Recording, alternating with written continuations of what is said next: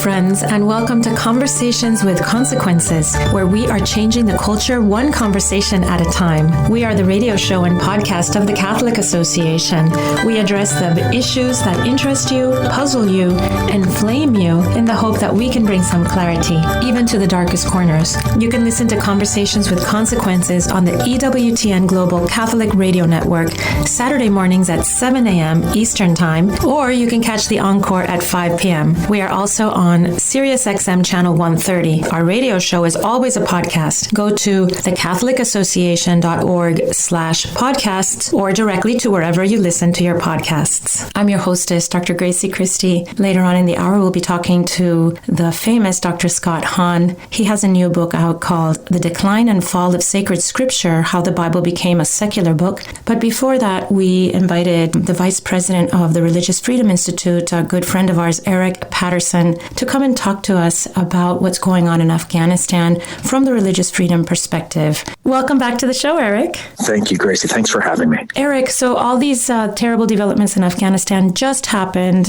in the last few days. I wanted to talk to you about something that maybe we're not going to be hearing a lot about right now because of all the terrible things that are happening in Afghanistan. That the top of the list of most people's concerns is not religious freedom or what's happening on the religious front. But I know it's your concern at RFI and it's our concern at the Catholic Association. And of course, our listeners are very thoughtful when it comes to religious issues. So that we could talk about this because Afghanistan is a calamity, what's going on there, but we don't want to forget about this dimension. Well, thank you for having me today. And it's a pleasure to be with the Catholic Association. And I will say that you're exactly right, that it's a dire time for religious minorities, but that's not something new in Afghanistan. Unfortunately, Afghanistan has never been good on these issues. And despite hundreds of thousands of outsiders from around the world, mainly from the West, on the ground there, $1 trillion spent trying to stabilize and modernize the country. The simple fact of the matter is Afghanistan is always on the top 5 list of religious freedom violators by the U.S. government and by others. It is a place where it is very dangerous to convert to Christianity or to be a part of a religious minority. Have people in the last couple decades since the United States has been embroiled there, have people lived openly as Christians in Afghanistan? So foreigners have been able to publicly act as Christians in Afghanistan, but all the way back to the early 2000s, all the way through 2021. It is illegal to convert. The laws are draconian for these types of things. Particularly at the local level, if an Afghan citizen were to publicly share Christianity, that would be considered a violation of the law. They could be imprisoned and all sorts of terrible things happen to them. If someone were to choose to convert to Christianity or another faith other than Islam, they could be imprisoned, likely tortured, likely receive the death penalty. It is a terrible situation in Afghanistan. With the Taliban coming, it will only get worse. Everything you're telling me was happening under the relatively benign government that's being replaced by a brutal Islamist new regime. That is correct. And to give you just a sense, the Indian government has given an open visa for any Hindus and Sikhs, and there's only about 2,000 left in Afghanistan, to repatriate formally to India, and they are willing to move them as quickly as possible. The last Jew, the last Jew that we know of, who was an indigenous Afghan, shuttered the synagogue in Kabul in June and left for Israel. So these other religious minorities are packing up and leaving because they see no future for themselves. Okay, so religious minorities, we mentioned Christians, Jews, one single Jew. That's amazing to me that there was one last Jew. And you mentioned the Hindus. What other religious minorities might exist in Afghanistan? Well, the main religious minority in Afghanistan are Shia Muslims, and the majority of them are actually one of the principal ethnic groups in Afghanistan, a minority but large group called the Hazaras. And many people became familiar with them through movies like Kite Runner and things like that. It's estimated they make up 10 to 15% of the population. The Taliban was very aggressive towards them as seeing the Shias as apostates back in the 1990s. And that's the group that will, if we're going to see kind of widespread persecution, there's millions of Hazara. They will be the ones that take it on the chin first and foremost because the Taliban loathes them. So what we are mostly going to be seeing if we see religious violence is Muslim on Muslim violence. Is that so? That's so. And unfortunately, I mean, this is a story across the Muslim world. The greatest threat to Muslims is often violent Islamist Muslims. In northern Nigeria, that's the case. In parts of the Middle East, that's the case. In Central Asia, Afghanistan, and Pakistan, groups like the Taliban, groups like Al-Qaeda, other terrorist groups, they turn on their own neighbors first. And of course, much smaller communities like the tiny Christian minority, of course, they're under threat as well. Now, I don't know if you are an Islam expert. Maybe you are, or practically are. I get very confused about all the different sects. What separates the beliefs of the Taliban from their other Muslim neighbors? What makes them so inimical to each other? In the ideology, I mean. Let me say something first about kind of the one big division within Islam, and then second, say something very specifically about the Taliban. As many people know, there's one large division and lots of smaller divisions within Islam. The majority of the world's Muslims are Sunni. About 90% of the world's Muslims are Sunni, and that's true the majority in Saudi Arabia, Egypt, as well as in places like Indonesia. And then there's a minority, about 10 to 12% of the global Muslim community are Shia. It's a change in leadership that goes all the way back to the first century of Islam, more than a millennium ago. The Shia can be found around the world, but of course the main area of the Shia is in Iran, and then there's pockets of Shia in neighboring communities in that part of the world. So some of the tension that we see, for instance, in the Persian Gulf between Saudi Arabia and Iran is because Saudi Arabia is the home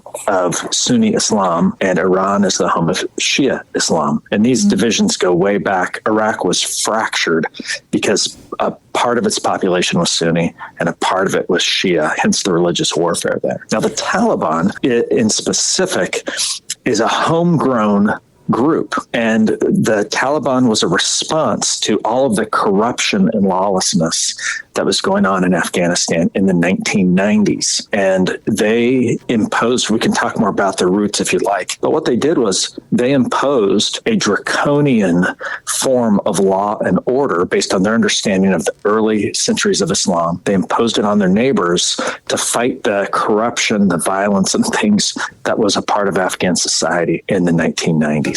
So these are the deep fractures that go back many hundreds of years.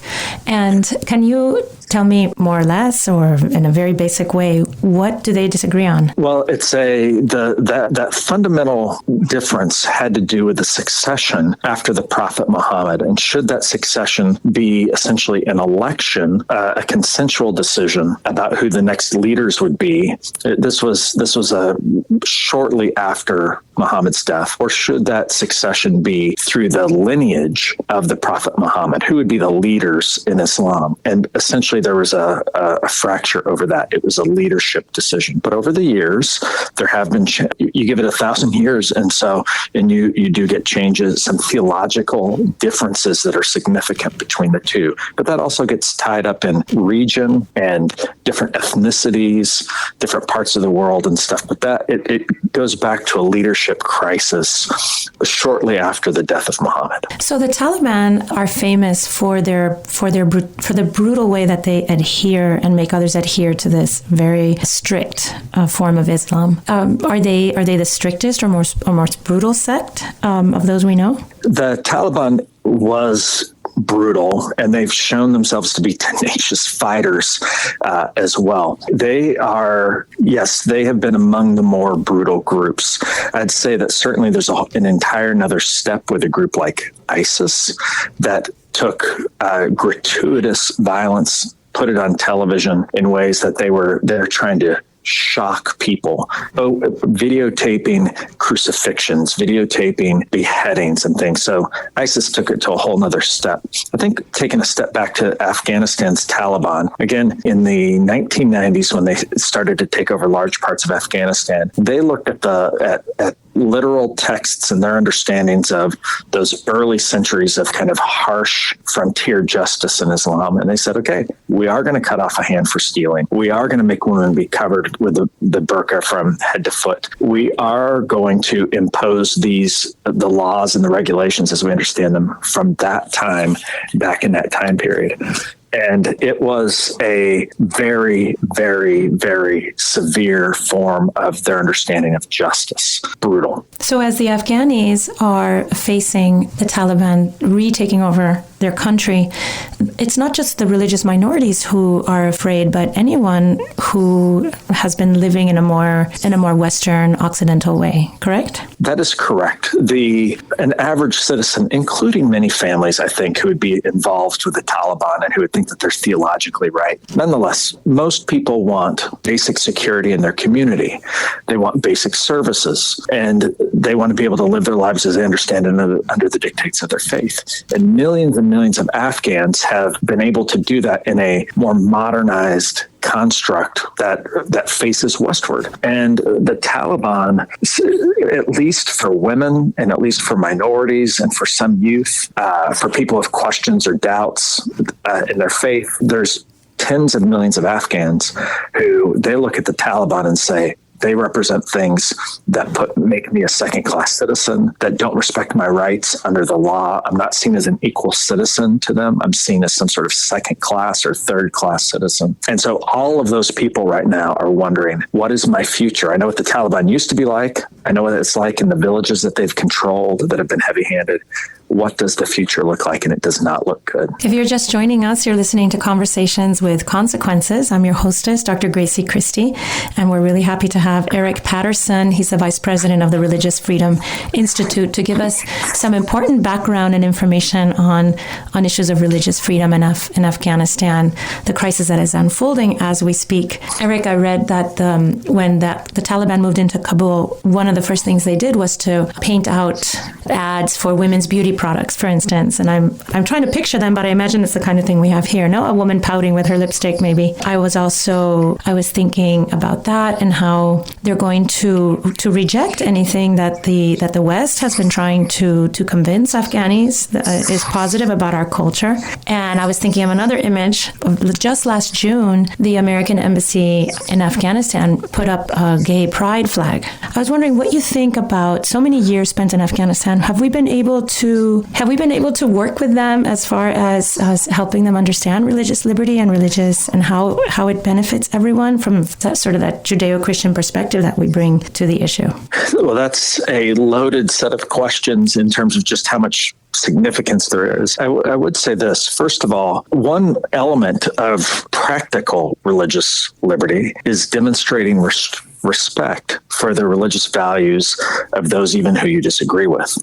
And what has happened with the State Department over the last couple of years is really, it's as if we've wanted to jam our finger into the eye of more conservative societies by flying these big rainbow flags. Mm-hmm. And it's offensive. It's clearly offensive to the majority of the sentiments of the majority of people in those countries, or we try to dictate to them changes to their law and their society that are part of the authentic lived religion that's been there for a long period of time. Now, it's one thing to meet with them and to try to convince them if we have a strong moral position on something, but it's another thing to put up a symbol which is like a slap in the face. That's not diplomacy. Mm-hmm. That's some sort of virtue signaling. And so it's been very disappointing to see the United States behave in that way in the last couple of years at various embassies literally around the world, but particularly in more theologically conservative societies. And what it does is, frankly, it totally erodes the ground that we have to have a very sincere, a significant adult conversation, perhaps on those issues, with another country, if we're just going to slap them in the face, to have a photo, a press release to give to a domestic constituency in the United States.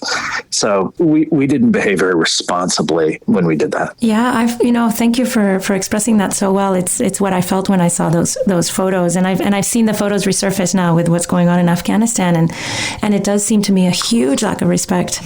And I wonder if that is it's even worse now when you see the lack of respect of the way that we've pulled out of the country and left so many people in danger. A big part of diplomacy is having a sense of respect for the other. There's a relational diplomacy aspect. And another is that you yourself or that your country stands for something.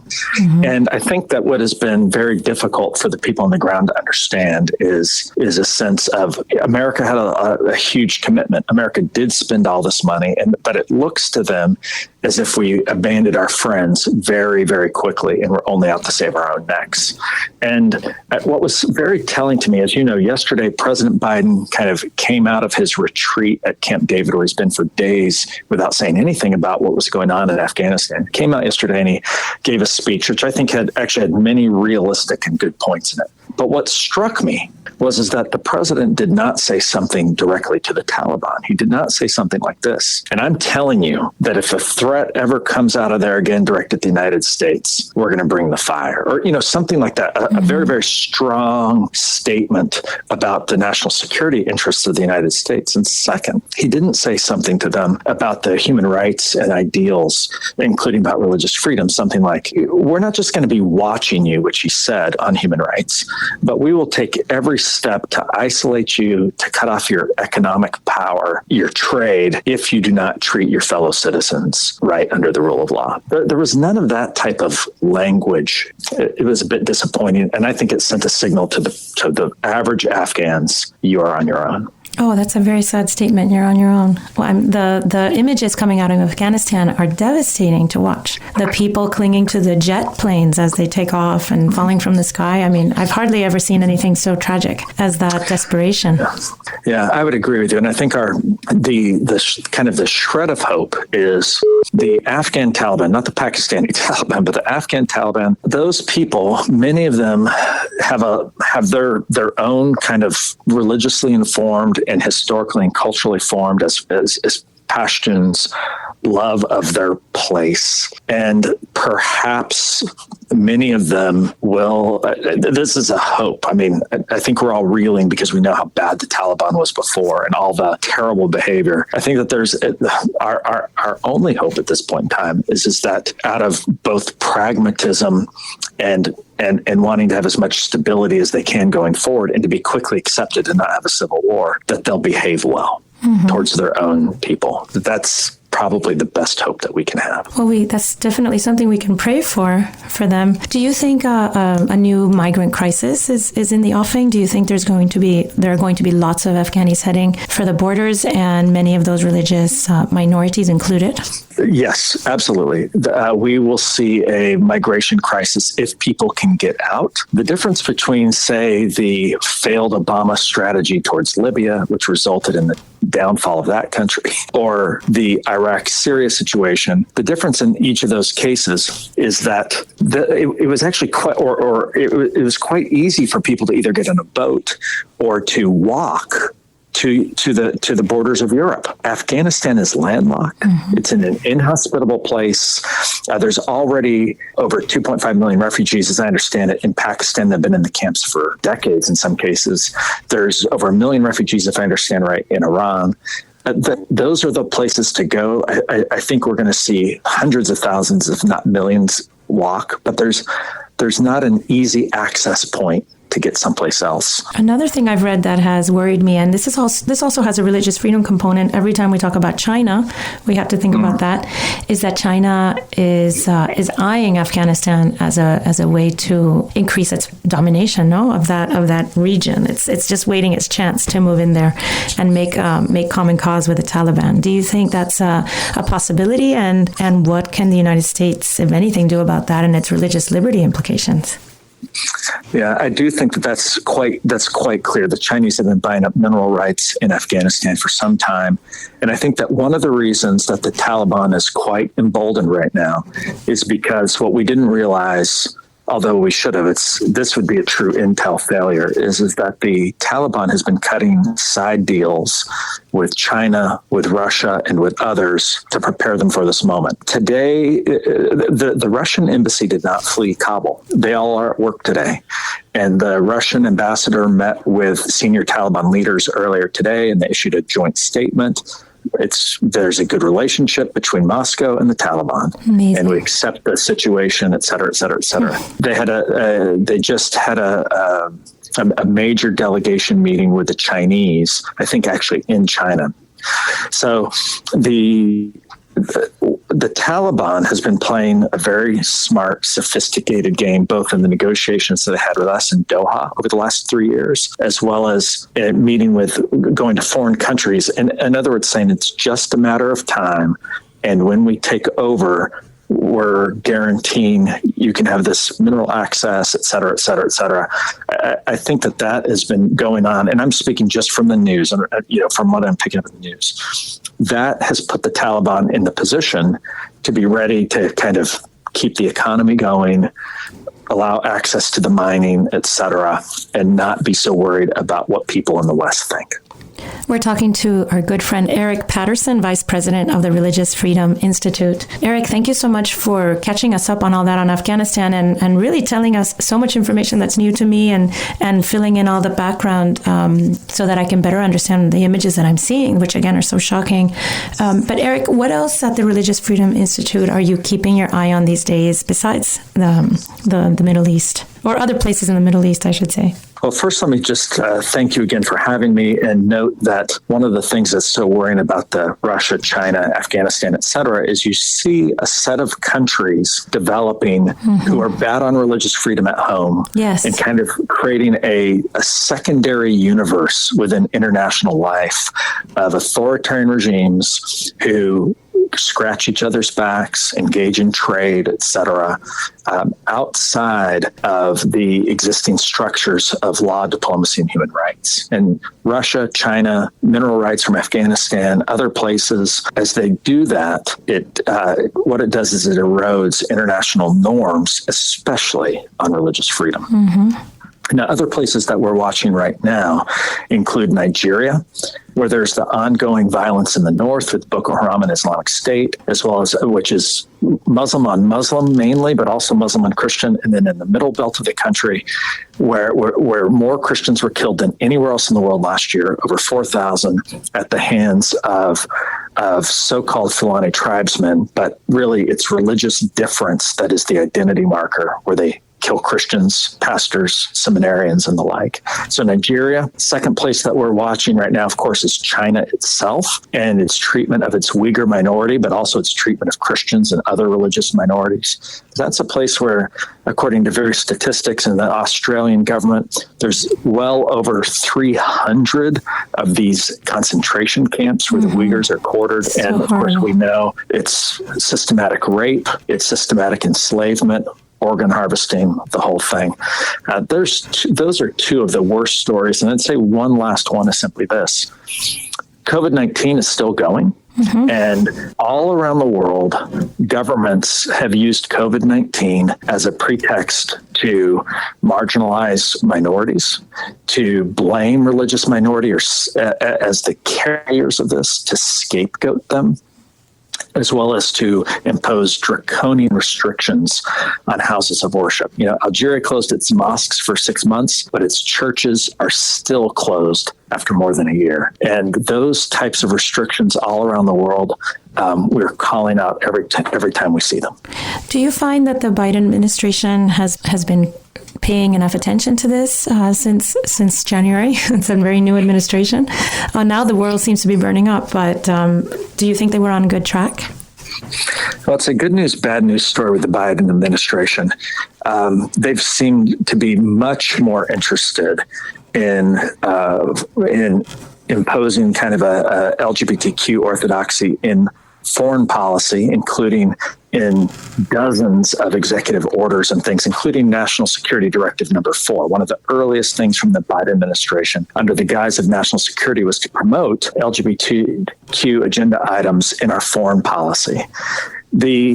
As we talked about earlier, that's a slap in the face to many other societies. The other bad news is right at the beginning of this administration, they said, well, we repudiate Secretary Mike Pompeo notion that America is founded on a sense of unalienable rights, which our founding documents talk about. And they got rid of a commission and a report on inalienable rights. And the idea that there are some basic, fundamental individual rights that are part of the American tradition and that are universal. Instead, what the new Secretary of State has said is there's no hierarchy of rights. What that really means is that every single right that anyone could claim or any group could claim is just as valid as any other right. And of course, that's not really true. There are some fundamental intrinsic rights natural to the human experience. And at the root of them, the right to survive, including spiritually with religious freedom, there are fundamental rights. The loss of that means that there's not really a great North Star, a moral North Star on how to think about religion, morality, ethics for this administration. That's very worrying for our foreign policy. It also seems schizophrenic because at the same time, they are very insistent that the LGBTQ agenda is an absolute necessity for every culture, regardless of how that culture understands itself sexually. Yes, that is correct. And there is a new individualistic neo-orthodoxy that says, I myself get to choose my reality and I get to express it and I can tell you what my reality is and you have to affirm that. Now, that's the opposite of actually religious faith. And of solid ideas about inalienable rights that can't be shifted, right, according to your own personal ideas. That's right, because we as Christians believe, first of all, that there's an objective truth that's outside of ourselves, that's God created and God ordained. And second, that there's a moral fabric that God has ordained that we can choose to accept or reject, but that we can't pretend is not there. And so that type of authority outside of ourselves rubs that radical individualist totally the wrong way. And of course, as a Christian, I believe that is sin. Eric, what a wonderful discussion. I can't thank you enough, and I can't believe we're out of time. I wish we could keep talking. Maybe we could have you back on and we could deepen on that line, which I love. I think the philosophy behind things is just as important as the things themselves and maybe more. Where can our listeners learn more about your wonderful work at the Religious Freedom Institute? Thanks. They can look us up at religiousfreedominstitute.org. We also are on Facebook and on Instagram and on Twitter. And again, it's religiousfreedominstitute.org. Well, thank you, Eric.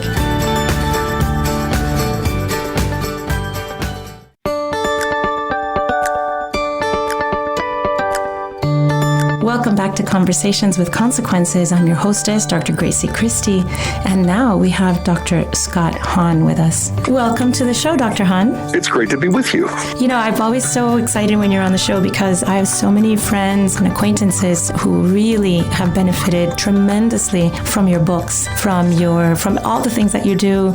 You've had a tremendous impact in their lives, their spiritual lives. You've brought them close to the church. You've helped their families by the wonderful way that you explain things in ways that reach people's hearts. Oh, I'm glad to hear that. Thanks be to God. I can think of a bunch of people. You're definitely like a lodestar for them because you have been able to penetrate into their hearts and minds where other things have not. And what do you attribute that to, Dr. Hahn? I would say it's mostly because of how God our Father has penetrated me with his word, the sacred scriptures especially, but also as they point to Jesus Christ and as I discovered him 35 years ago in the Holy Eucharist when I became a Catholic. You know, I was studying scripture for many years, and then I was called upon to teach it as a professor and as a pastor.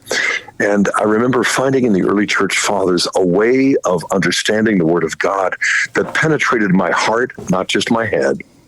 And it was so different than what I had studied and what I read in other books. And so I was trying to figure out exactly what it was that was different.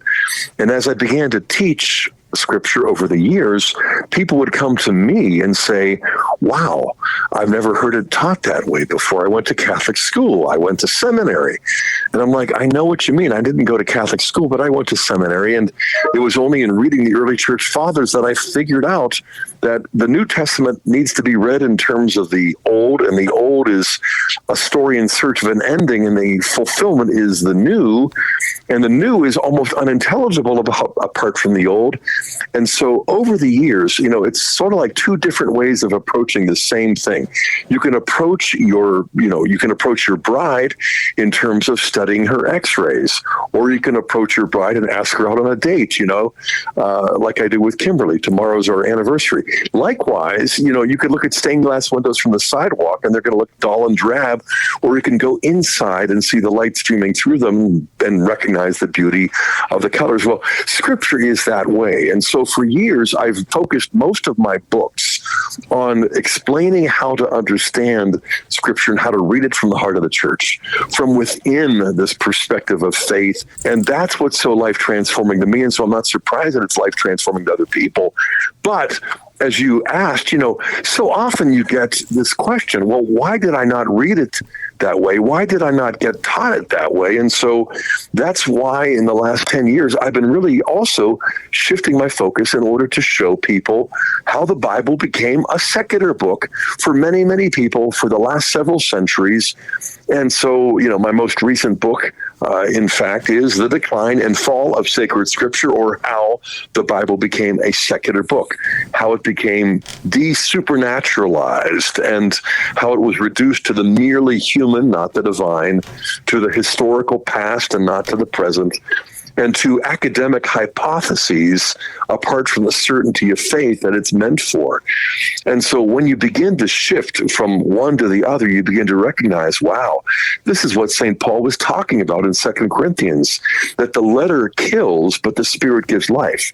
If you reduce your wife to her x-rays or, to her bank account or whatever, your love is going to die.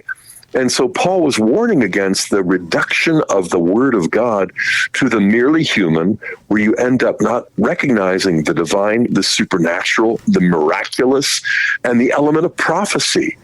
And I mean, in some ways, when you set it forth this way, that contrast makes it so clear and obvious. But when you find Scripture being taught in high schools, in colleges, in universities, as well as seminaries, you're going to find that, okay, it really is a mixed matter, and so I would say that the more people recognize, that when you read Scripture from the heart of the church, when you see it pointing us to Christ in the Eucharist, then likewise the Holy Eucharist is going to fulfill what it is you're studying. Then and only then are you going to really find its true meaning. And I think a lot of people who have never learned it that way are sincerely convinced that they can teach it in strictly naturalistic terms apart from the supernatural. But that's like a tone-deaf music critic claiming to be more objective when he's criticizing the symphony, or some art analyst who is colorblind and says, well, I'm going to be more neutral and objective in assessing this art than people who have all the spectrum. It's like you scratch your head and you say, no, of course not. Only in the area of the faith would we fall for such a thing. When in fact, you're really not only finding a way of studying the Bible that is more spiritually satisfying, but at the end of the day, it's also scientifically superior because you're reading this ancient document on its own terms. That is, you're reading it from the perspective of the faith that is shared by Matthew, Mark, Luke, and John, as well as Paul and all of the other writers of Scripture. I didn't mean to go so long, but I tell you, I haven't been out of the classroom for 3 months, and so I feel like it's backed up now. Well, we're very fortunate to have the benefit of that, Dr. Hahn. Let me give you an example, Dr. Hahn, and you tell me if this is what you're trying to express or what your book expresses. This is from my own personal experience. I go to daily Mass, and I have been for a long time, and I sometimes hear a homily in which we do the loaves and the fishes, the wonderful, beautiful story of God feeding the multitudes, of Jesus feeding the multitudes. And I have heard from the pulpit it being reduced to a metaphor of sharing, that there weren't really 3 loaves and 2 fishes, but everybody put in their little bit in a basket, and it's all about how people share. Or maybe it was a psychological understanding of fullness, that even though there was very little food, people felt replete because they were in the presence of the generous God. Gracie, that might be the most common example that I've heard from others and that I have also heard myself. And so on the one hand, you could say, well, that reflects a prejudice against the miraculous ridiculous.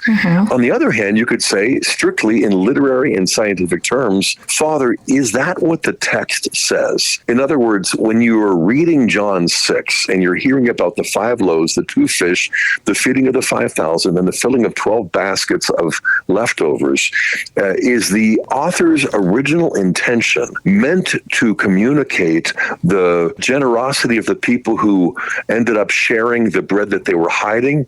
Or does the author intend for his readers to recognize a miracle?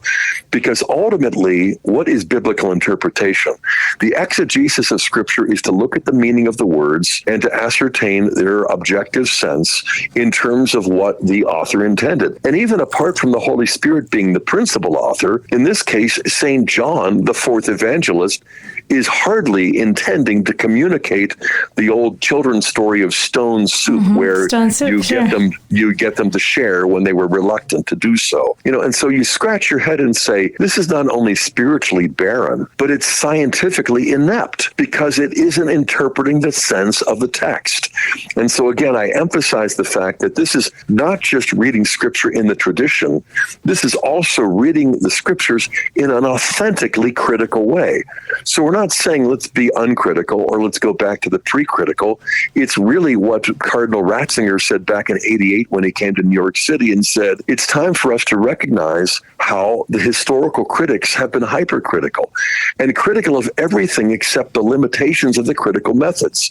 So let's also apply criticism to the critics and their misuse of criticism. And this book, The Decline and Fall of Sacred Scripture, or How the Bible Became a Secular Book, that I co-authored with my good friend, Dr. Ben Weicker, is actually a condensation of a much longer book. We came out 8 years ago with a 600-pound gorilla. I mean, that book was called Politicizing the Bible, The Roots of Historical Criticism and the Secularization of Scripture from 1300 to 1700.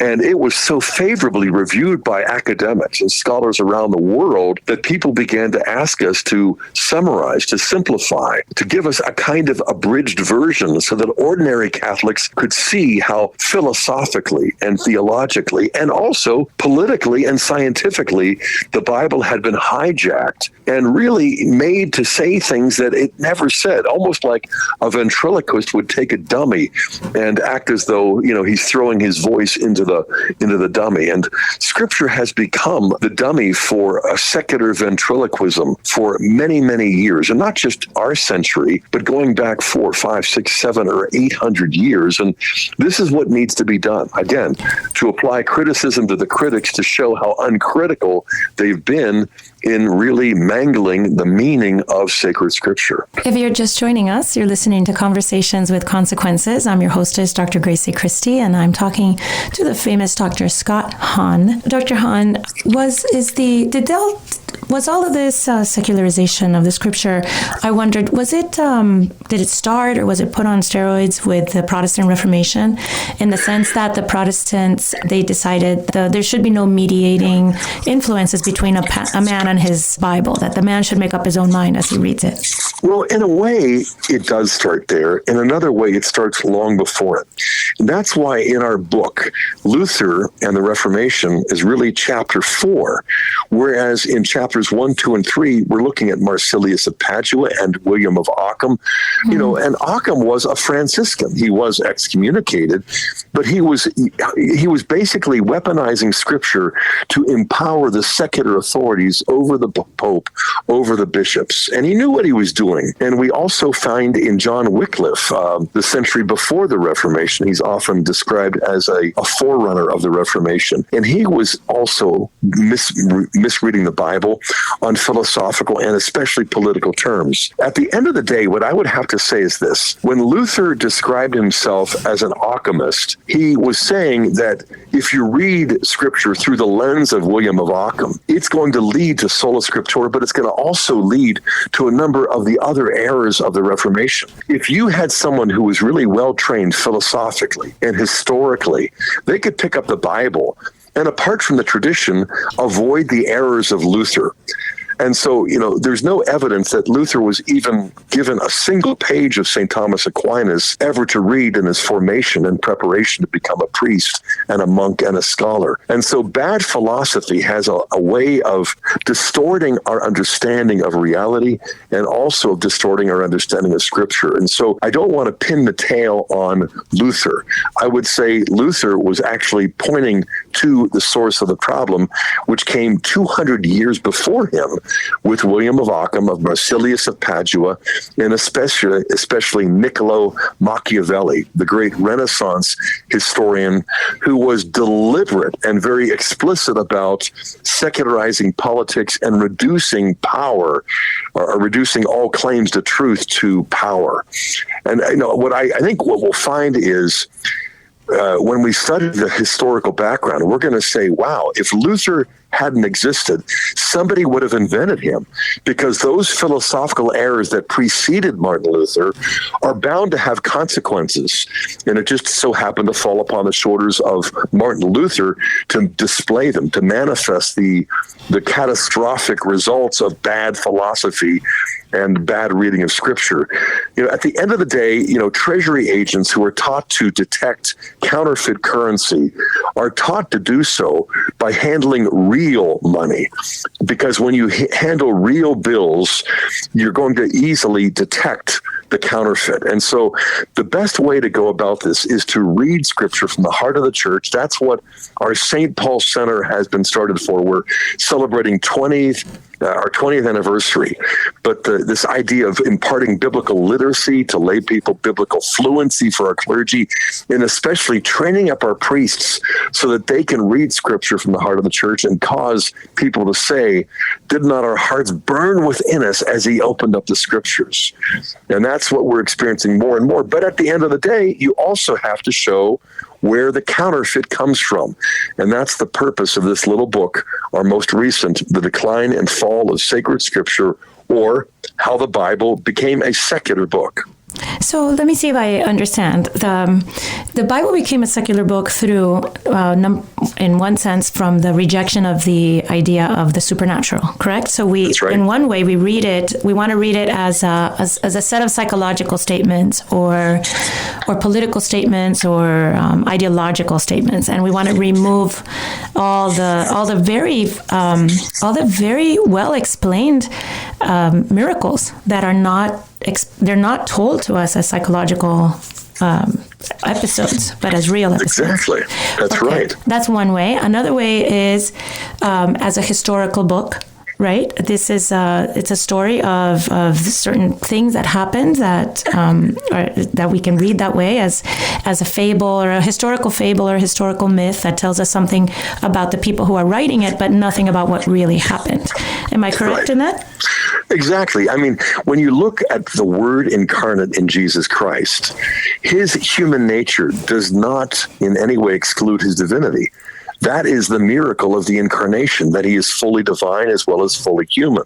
That means he's fully historical in the past, but he's also fully present in the Eucharist. And so it's always the case that a Catholic would say it's never either or, it's both and. So it's human and it's divine. It is historical, yet it's also prophecy. And so when we recognize the need to apply a critical method, yes, and at the same time, we apply a hermeneutic of faith so that we're reading this ancient text on its own terms, with a critical sympathy for what Matthew, Mark, Luke, and John are writing, because they're not only literary artists, they're not only reliable historical witnesses, they're mystics, they're men of prayer, they're theologians, especially St. John, the fourth evangelist. And so to read them apart from theology, to read them apart from faith, to read them apart from the sacraments, it's like, a botanist who claims to be more objective because he's ripping plants out of the forest, bringing them into the lab, putting them under hot bright lights, and then asking, why are they wilting? Why are they dying? Well, that's what happens when you take an organism out of its natural habitat.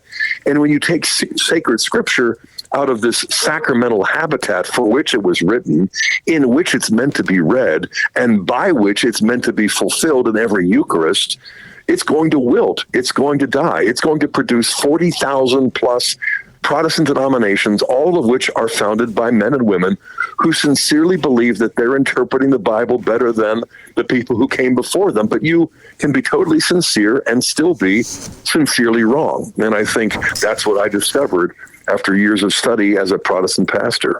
Well, I'm going to be reading your book, The Decline and Fall of Sacred Scripture, How the Bible Became a Secular Book. It sounds fascinating, especially the way that you explain the philosophy that starts way before Luther. I think that I'm really looking forward to that. It's a breakthrough for me and for others too. I really feel like oftentimes we just trace it back to the Reformation, when in fact Luther was pointing us to the fact that it was not Aquinas, it was Occam. It was not good, solid philosophy. It was a kind of philosophy that reduces truth down to power. I wanted to know if you could tell us about the St. Paul Institute.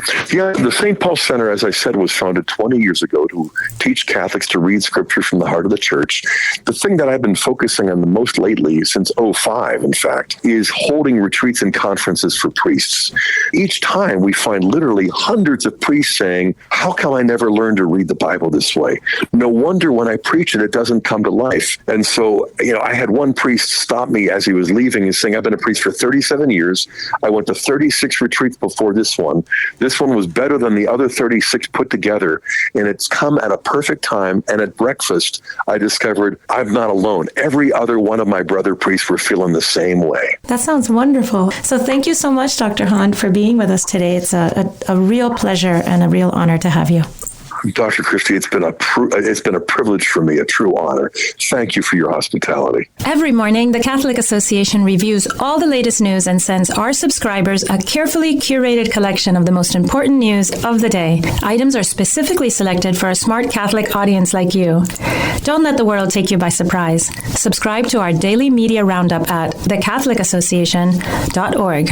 And now, Father Roger Landry offers us, as is customary, a short and inspiring homily to prepare us for this Sunday's Gospel. This is Father Roger Landry, and it's a real privilege for me to be with you as we enter into the finale of the consequential conversation the risen Lord Jesus has been having with us over the course of this last month with regard to what is the most important reality in the entire world, His own presence in the Holy Eucharist, and what our reaction is to that reality.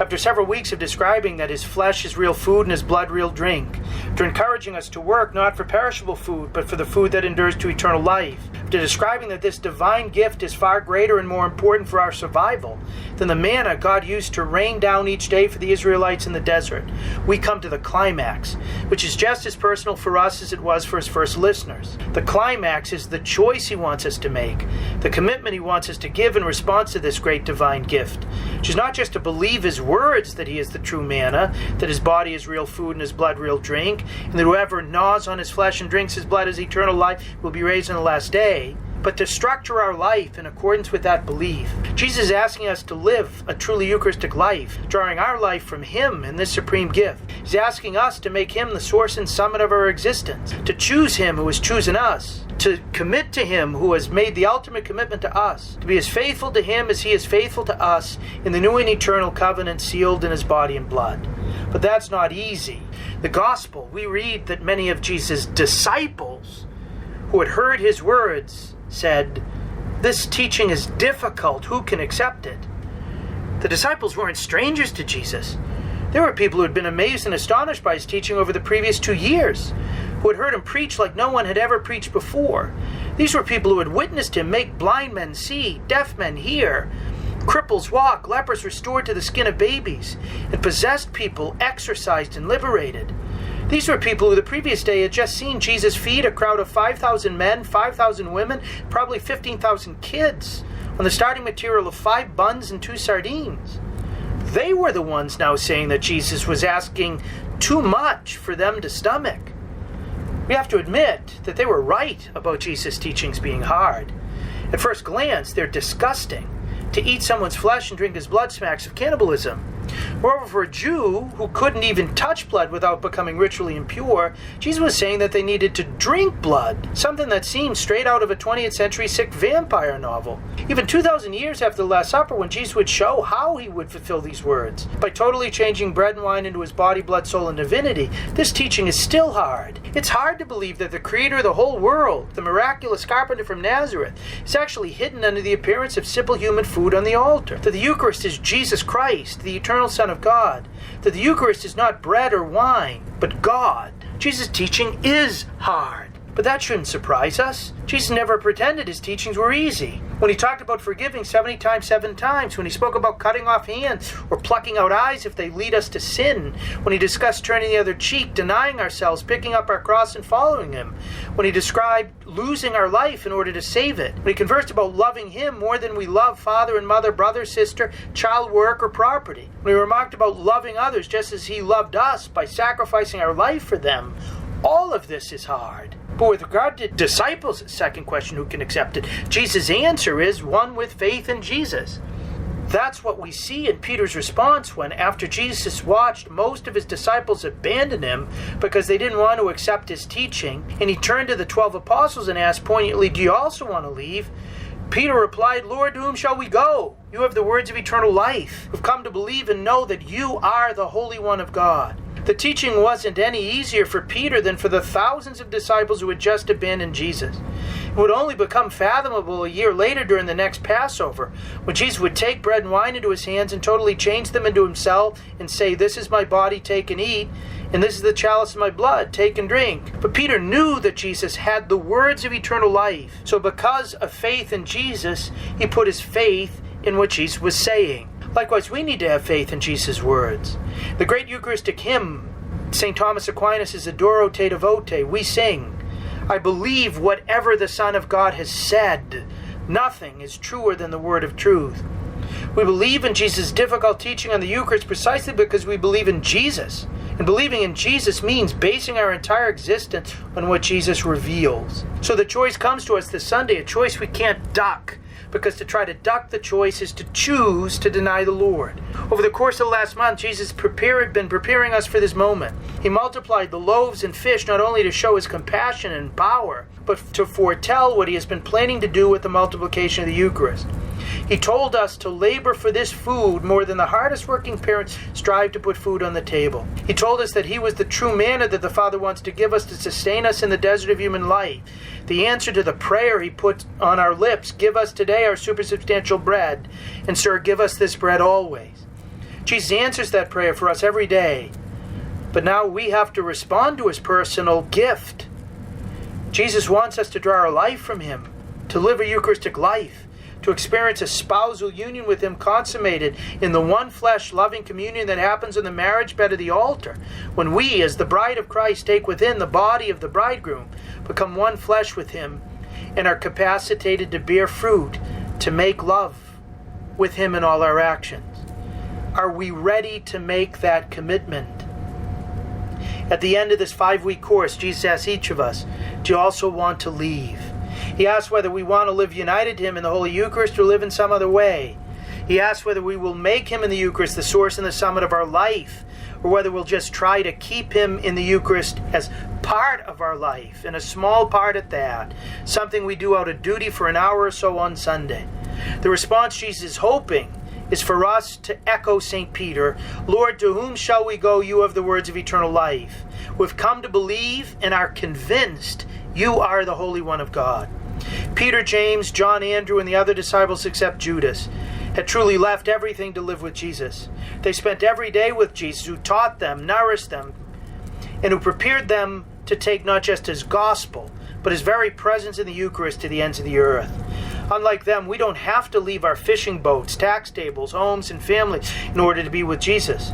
He comes to our parish churches every day. The question for us is whether we really want to be with him or whether we want to leave him alone. And if we do want to be with him, that will change not only the way we look at Sunday Mass, but also the way we look at the awesome privilege of daily Mass and the way we approach Eucharistic adoration.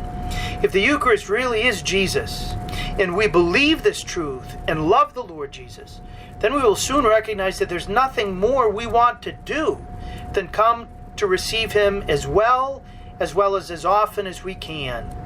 If the Eucharist really is Jesus and we believe this truth and love Jesus, then we will soon reprioritize everything so that we can come to spend more and more time with him and bring our family members and friends to experience this same treasure. God bless you all. Thank you, Father Landry. To hear more from Father Landry, check out his website at catholicpreaching.com, and you can also catch his writings at EWTN's own National Catholic Register. A big thank you to all our listeners for joining us. I hope that this show was helpful. I hope that it gave you more peace and more hope and more joy, and you go with our prayers.